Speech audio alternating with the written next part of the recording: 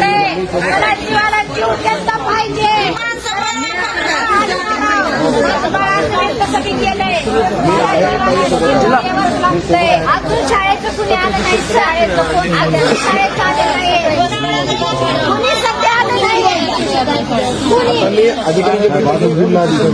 दादा फक्त 7 जण आहेत.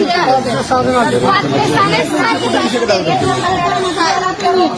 मी आणि भागार साहेब आम्ही जाणं स्कूलकडे आम्ही सगळ्या गोष्टीची आम्ही दोघं मिळून काळजी करतो. तुम्ही काळजी करू सगळं करा पण साहेब मला जीवाला जीव द्यावाच लागतंय बघा. मला न्याय असाच पाहिजे. न्याय मला द्यावाच लागतोय. घडलेली घटना अत्यंत दुर्दैवी आहे. याही पूर्वी अशा त्या प्रकारे घडण्याचं समजलेलं आहे.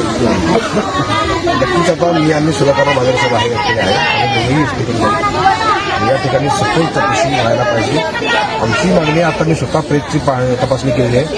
काळं झालेलं दिसतंय, काहीतरी मारहाण झालेली दिसते असं मलाही वाटतंय. लिंगातबद्दल शंका आहे, परंतु त्या शाळावर शंकेला वाव आहे आणि अनलेस आपण पीएम करत नाही तोपर्यंत काय होणार नाही. अशी आपल्याला पीएम करावाच लागेल. आपल्याला पीएम होण्याला ही भूमिका बदलावी लागेल. डॉक्टरला त्यांचं काम करू द्या.